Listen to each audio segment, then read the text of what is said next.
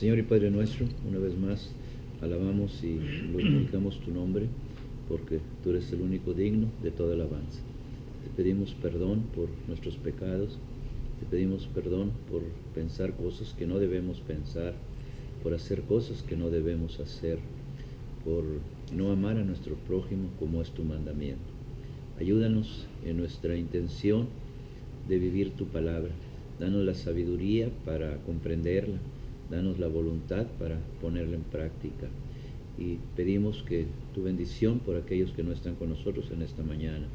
Bendice a Jonatán en la explicación de tu palabra en unos momentos.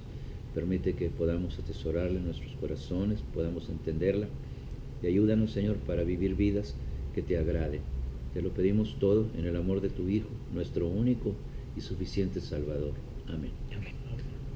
Génesis 2:7, después Proverbios 17:22, contador Abel, después 2 de Timoteo 3:16, contador Abel, y Eclesiastés 4:9, don Joel, y Santiago 5:16. ¿Sí? ¿Vamos bien? Muy bien. Bien. Primer lectura, Guillermo. Génesis 2:7. Entonces Yahvé Dios formó al hombre con polvo de la tierra, luego sopló en su nariz un aliento de vida, y el hombre tuvo aliento y vida. Otra traducción de la Biblia: y fue el hombre un ser viviente. Y fue, ese fue. Fuimos solo en el momento que nuestro Dios sopló aliento de vida. ¿Sí? Somos algo más que carne, y consciente o inconscientemente lo sabemos. Somos esa dualidad. Lo dual es lo que es doble, lo que contiene dos naturalezas, y nosotros contenemos esa doble naturaleza. Somos carne y somos espíritu. Y fuimos espíritu o somos espíritu en el momento que nuestro Dios sopló aliento de vida. Sí.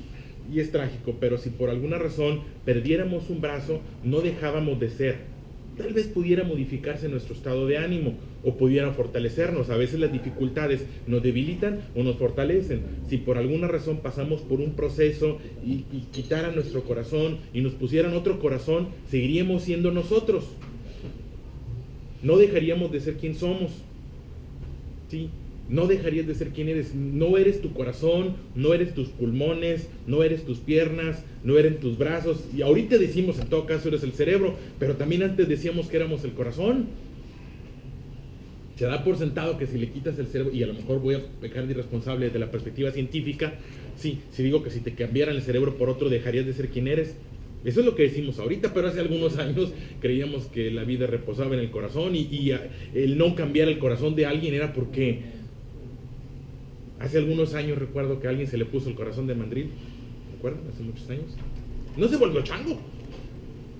¿Sí? ¿Por qué? Porque somos espíritu, y dice la Biblia que en el momento que nuestro Dios sopló aliento de vida, somos.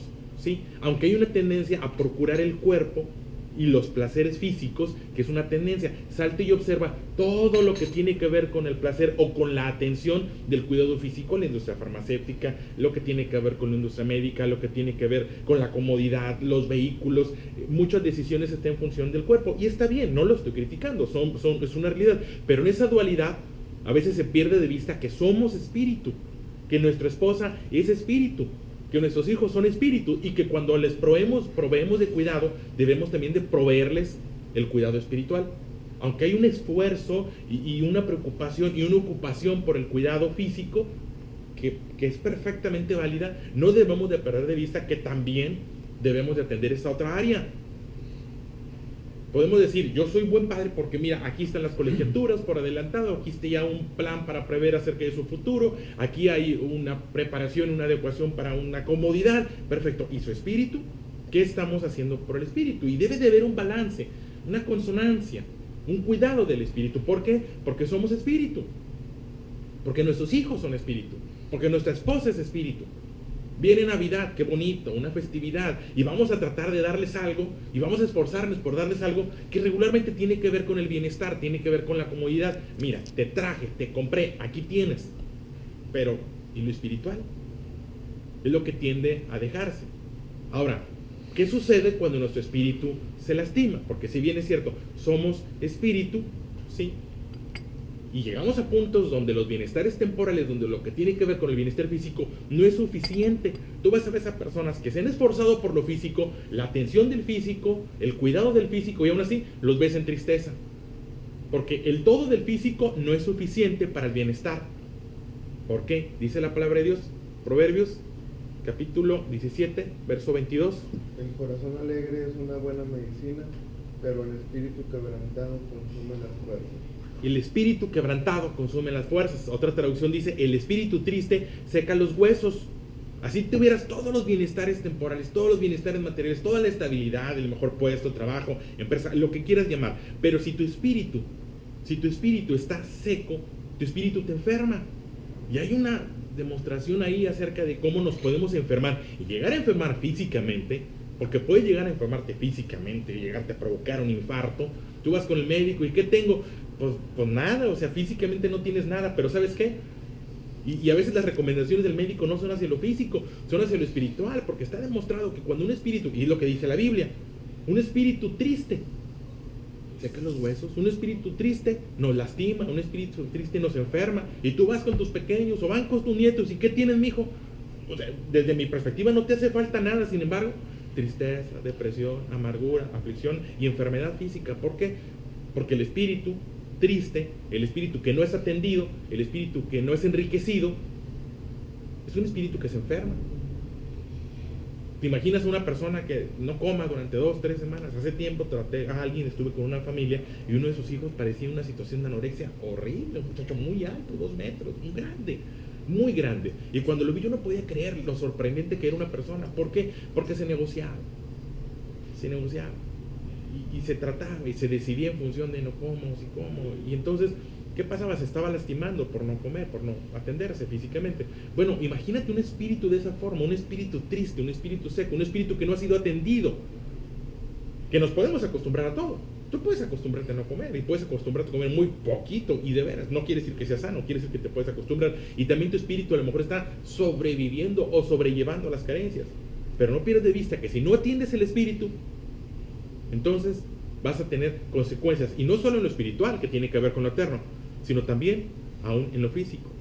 Debemos desear y procurar atender nuestro espíritu, porque si nuestro espíritu está triste, va a lastimar nuestro cuerpo, va a lastimar nuestra mente, va a lastimar nuestra realidad. Decides mal, así como te dice, no decidas cuando estás enojado, no tomes una decisión cuando estás molesto, porque te vas a equivocar. No tomes una decisión si tu espíritu no está sano. Hay gente que está triste y va y ¿qué hiciste? Compré un carro y luego pues seguí igual. Seguiste igual, ¿por qué? Porque tu enfermedad era espiritual y me fui de vacaciones y regresaste y seguiste igual. ¿Por qué? Porque tomaste decisiones cuando no debías de tomarla. Repito, no debes de tomar una decisión enojado, no debes de tomar una decisión triste, no debes de tomar una decisión si tu espíritu está desnutrido. Una recomendación que haces es cuando vas al súper, le dicen a las señoras o los señores, cuando vas al súper no vayas con hambre. Cuando vas con hambre, echas y llegas y pagaste una cuenta muy alta y terminaste comprando lo que no necesitas. ¿Por qué? Porque te traicionó el hambre, la necesidad te traicionó y llevaste lo que no necesitas. Ok, imagínate que es igual. No vayas, no enfrentes con un espíritu necesitado, porque te vas a confundir. ¿Por qué? Porque somos espíritu, y un espíritu triste seca los huesos. O sea, el asunto es, bueno, ok, ya entendí, soy espíritu, ya entendí, el espíritu está necesitado. ¿Cómo lo atiendo? ¿Cómo lo enfrento? ¿Cómo lo soluciono? Bueno, hay 3 ejes. Además, yo les voy a decir algo que ya saben, no les voy a decir nada nuevo, solamente voy a recordar como 3 ejes que tienen que ver con alimentar el espíritu. Número 1, ¿cómo se alimenta el espíritu? Según Timoteo capítulo 3, verso 16. ¿Contador? Sí. Toda escritura está inspirada por Dios y es útil para enseñar, rebatir, corregir y guiar en el bien. Toda la palabra de Dios. ¿Cuál es el primer recurso? La palabra de Dios. Y dice Timoteo, o la carta de Pablo a Timoteo, toda la escritura, desde Génesis hasta Apocalipsis, ¿sí? No debíamos descalificar. No, es que ese libro ya no es para... Es que, espérame, la Biblia no dice algo de la escritura, parte de la escritura. Los salmos, qué bonito, los proverbios, no. Toda la escritura es inspirada por Dios. Dios inspiró a algunas personas para que llegaran y escribieran esto. Y esto, dice toda la escritura que es inspirada por Dios, es útil. Útil, ¿qué es ser útil? Que sirve, que produce, que da provecho. Hay otras traducciones de la Biblia, toda la escritura sirve. Otra traducción de la Biblia dice, toda la escritura produce, toda la escritura aprovecha. Es que a mí esa Apocalipsis, no, es que a mí esa parte donde dice, es que, bueno, pues ahí está, tal vez no lo ocupas en este momento, pero en algún momento puede ser de útil, en algún momento puede ser de provecho. Tu espíritu puede obtener provecho, tu espíritu puede producir, porque toda la escritura es útil para enseñar. Enseñar es instruir con reglas, enseñar es indicar, enseñar es dar señas, dar advertencia. Toda la escritura está puesta ahí para darnos una advertencia. El asunto es que ¿qué hacemos con las advertencias? Se espera que si tú vas manejando y ves una advertencia que dice topes, tú disminuyas la velocidad, es una advertencia. Y si pones atención y cuidado a la advertencia, entonces no vas a tener una consecuencia. Hay quien puede perder el control de su vehículo, volcar y destruir su propiedad o destruir su vida misma por no poner cuidado a las advertencias. Bueno, la Biblia es eso, nos da advertencias espirituales, pero no están ahí para que te pelees. Yo no me imagino que vayas manejando y te pelees con ¿por qué ponen anuncio de topes? ¿Y para qué dicen los topes? Y yo no estoy de acuerdo. No, pues ahí están, es una advertencia. Y a veces hacemos lo mismo con la Biblia. No, yo con eso, yo he escuchado. No, yo lo único es que con esa parte no estoy de acuerdo. Oye, pues es una advertencia. Ahí está. Oh. Y si no, ten las consecuencias. Toda la escritura es útil y enseña, instruye con reglas. Cuando vemos la palabra de Dios, Reina Valera utiliza mucho la palabra ley. La ley de Dios, la ley de Dios. La ley de Dios pensamos en algo que se impone. Si nos vamos más atrás, la ley no está puesta para imponerse. Originalmente está puesta para beneficiarnos. Nos conviene. Hay una conveniencia cuando se pone en práctica la palabra de Dios. Le dice a alguien, oye, ¿conoces la ley de Dios? Me dice, claro que no, yo no he leído la Biblia. Yo le digo, ¿la conoces? Claro que la conoces, porque la Biblia dice que Dios grabó la ley en nuestros corazones. Ahí está, sí la conoces, solo que no sabes que la conoces. Te voy a decir algo, dime algo que quieras que hagan por ti, dime algo bueno que quieras que hagan por ti. Y dice, pues, que me ayuden si se me queda el carro. Sí, ahí dice en la Biblia, no había carros, pero sí dice la Biblia, si ves a tu hermano padecer necesidad, no le negarás tu ayuda. Eso dice la Biblia. Todo lo que quieres que hagan por ti, créeme, Dios ya lo puso ahí.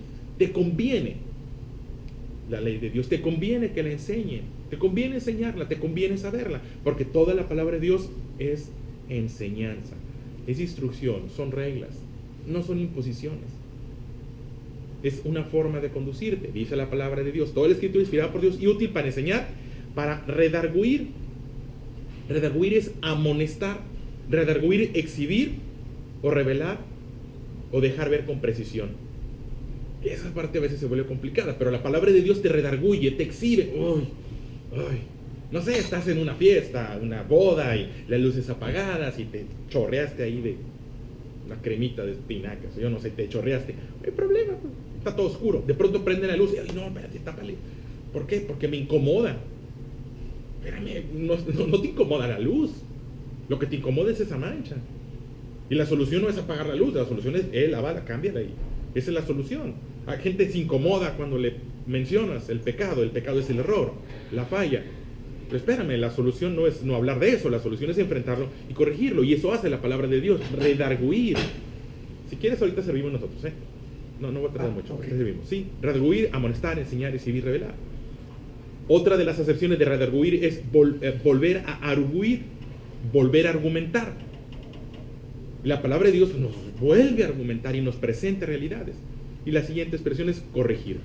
Toda la palabra de Dios es útil, es inspirada por Dios para corregir. Corregir, enmendar lo errado. Continuamente enmendar lo errado. Nuestro espíritu se alimenta cuando enmendamos lo errado, pero cuando continuamos en el error. Dice la palabra de Dios, el salmista David, después de haber cometido su error, dice en un salmo, mientras callé, envejecieron mis huesos y mi gemir. De gemir todo el día. Todo el día. Dice, pero mi pecado te declaré, te confesé mi pecado, no negué mi pecado, reconocí mi pecado, y entonces la misericordia de Dios se manifiesta. quieres tener un espíritu sano es el que se acerca a Dios y confiesa sus pecados, no el que los justifica. Si alguno hubiere pecado, abogado tenemos. Eso dice la palabra de Dios. ¿Qué haces? ¿Sabes qué? Mira, esto hice, así está, y esa es mi realidad. Muy bien. Nuestro intercesor es Dios, Jesús delante de Dios. Jesús delante de Dios intercede por nosotros, nos justifica y bueno, nos lleva y nos corrige hacia lo que sigue, modifica. Es la palabra de Dios. Toda la palabra de Dios es inspirada para corregir, enmendar lo errado. Y la última expresión, instruir en justicia. Instruir en la justicia de Dios. El Salmo 19:7 dice, la ley de Jehová es perfecta. Que alegra el alma. Se alegra el alma, alegra el espíritu. Es perfecta. Instruir en justicia. No la justicia de los hombres. La justicia de los hombres dice, sí, si puedes matar, no hay problema dentro de un ring. Esa es la justicia de los hombres. Eso dice la justicia de los hombres, que una persona está con otra persona y van a un ring, se enfrentan, se golpean y uno se mata o se muere, no hay problema. La justicia de los hombres permite matar. La justicia de Dios dice, no matará, no asesinará, dice la justicia. La justicia de los hombres dice, bueno, si una mujer decide que no quiere tener un bebé, puede perfectamente llevar y abortarlo. Eso dice la justicia de los hombres. La justicia de Dios dice, no asesines. Útil en la justicia, toda la escritura de Dios es justicia de Dios. Una justicia que dice, sufre el agravio. ¿Cómo? Sí, sufre el agravio. Una justicia de Dios que dice, no seas vencido de lo malo, vence con el bien el mal. Y entonces decide sobrellevar algunas situaciones. ¿Por qué? Porque la justicia de Dios te dice, pon la otra mejilla. Porque la justicia de Dios dice, si alguien quiere tomar de ti, dáselo. Y entonces tu espíritu se alimenta, tu espíritu crece, tu espíritu se construye. ¿Cómo vamos a alimentar el espíritu? Leer la Biblia. ¿Cómo se alimenta el espíritu? Número 2. Pero no es el número 2. Como Eclesiastés 4:9. Dice, mejor son dos que uno porque tienen mejor paga de su trabajo. ¿Y el que le sigue, don Joel? El que sigue dice, porque si cayere el uno, levantará a su compañero, pero hay del que solo, que cuando cayere no habrá segundo que lo levante. Mejor son dos que uno. ¿Cómo se alimenta el espíritu? No dejando de congregarnos. La Biblia dice, no dejes de congregarte, no dejes de reunirte. Proverbios 10:25. Porque allí donde se reúnen, ahí vas a escuchar palabras de vida eterna. Cuando el Señor Jesús, que las cosas fallaron desde la perspectiva humana, que los discípulos empezaron a dejar, porque cuando tuve discípulos pensamos en 12, no había 12, había muchos discípulos, pero durante el transcurso de las enseñanzas de Jesús, algunos lo empezaron a dejar. En algún momento el Señor Jesús voltea a ver a sus discípulos, a los que le quedaban, y le dice, ¿ustedes también se quieren ir? La respuesta de Pedro, es que tú tienes palabra de vida eterna. ¿A dónde iremos? Pues tú tienes palabra de vida eterna. ¿Qué? ¿Tú también te vas a dejar de congregar? ¿Tú también vas a dejar de reunirte? O sea, el pastor, el ministro, el sacerdote dijo algo que te incomoda y la solución es irte. No dejes de congregarte. ¿Quieres alimentar tu espíritu? Congrégate. Porque ibas a escuchar. Hacemos lo que vemos. Te reúnes con lo que juegan fútbol y para cuando acuerdes te vas a saber el nombre del director técnico, te vas a saber jugadas y vas a hablar de fútbol porque eso es lo que vives. Te reúnes con personas que leen y procuran y promueven la palabra de Dios y eso es lo que vas a hacer. Tu espíritu se va a fortalecer. 6 días trabajarás, pero el séptimo le llamamos el día de reposo. Algunos han entendido el día de reposo como el día de descanso. No, el día de reposo es el día del alivio. Nuestro espíritu se alivia cuando apartamos un día para tener comunión con Dios. Y no solamente con Dios, sino con los que creen en Dios. Dice que Dios habita en la alabanza de su pueblo. Dios habita, Dios está de alguna forma donde se le alaba, donde se le reconoce. Y tu espíritu se construye allí con ellos. ¿Quieres alimentar tu espíritu? Bien, leer la Biblia. Número 2, congrégate. No dejes de congregarse. ¿Por qué? Porque mejor son los que uno. Y donde 2 o 3 se reúnen en su nombre, allí estoy yo en medio de ellos. Número 3, último, número 3. Santiago 5:16. Santiago 5:16.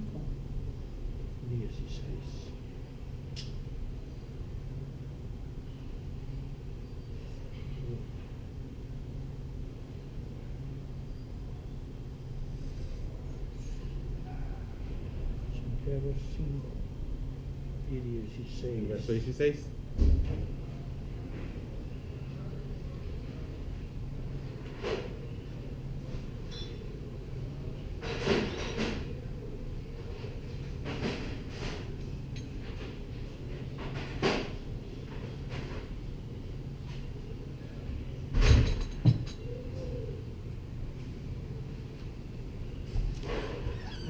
me incomode. No se preocupe. A lo mejor viene como James, en lugar de Santiago. A ver, es que se brinca, ¿eh? No se detiene, pero por aquí está. Santiago 5, 16. Por eso, confiésense sus pecados unos a otros y luego oren unos por otros. Hagan eso para que Dios los sane. La oración de quien está bien con Dios es poderosa y efectiva. La oración de quien está bien con Dios. Hay una idea generalizada que Dios responde. Ay, no quiero ser duro, pero tal vez Dios nos escucha a todos, pero no sé si atiende a todas las oraciones. Y no hay un pasaje, hay muchos pasajes en la Biblia que respaldan esto. Dios tiene cuidado de los que le temen. ¿Sí? Dios tiene cuidado de los que le temen. Y dice la expresión, la oración de quien está bien con Dios. Reina Valera dice, la oración eficaz del justo puede mucho. La oración del justo puede mucho. ¿Quieres alimentar tu espíritu? Tienes que hacer oraciones. Mateo capítulo 6, verso 9, cuando le preguntan al Señor Jesús que los enseñe a orar, Padre nuestro que estás en el cielo, no nos metas en tentación, mas líbranos del mal. Expresiones que van a librar nuestro espíritu, y si libramos nuestro espíritu, libramos nuestra carne. Somos espíritu, hay una dualidad, y qué bueno que tengamos esfuerzos para lo temporal, para la carne, pero qué bueno, qué mejor que tengamos hacia lo espiritual. Qué bueno que hagamos todo el esfuerzo hacia nuestra familia, pero qué bueno que tengamos también el esfuerzo hacia el desarrollo espiritual, el crecimiento espiritual de nuestra esposa, de nuestros hijos, de nuestros nietos. Que estemos interesados que nuestros nietos, nuestros hijos, nuestra esposa crezcan espiritualmente, que yernos, nueras crezcan espiritualmente. Lectura de la palabra de Dios. Congregarse, reunirse y tener prácticas que hablen del nombre de Dios, y oración. Porque la oración del justo puede mucho. Y en esas tres esfuerzos, tres acciones, habrá de venir consecuencias para nuestro espíritu. El Salmo capítulo 42, verso 2 dice, mi alma tiene sed de Dios, del Dios vivo. Mi alma tiene sed. Es triste. Yo no sé si alguna vez han experimentado la sed. No el pasar 2-3 horas sin tomar agua, cuando la lengua se te pega al paladar, experimentar una sed, algo devastador, algo que dices no puedes avanzar, no puedes continuar, vaya, no podrías pasar 3 días sin tomar agua, y cómo de pronto pudiéramos pasar semanas o meses sin alimentar nuestro espíritu. Mi alma tiene sed. ¿Qué haces cuando tienes sed? Te levantas y la atiendes, porque si no vienen consecuencias. ¿Qué haces si nuestro espíritu tiene sed? Pues atenderlo. ¿Cómo? Con Dios. ¿De qué forma? Yo les presento 3.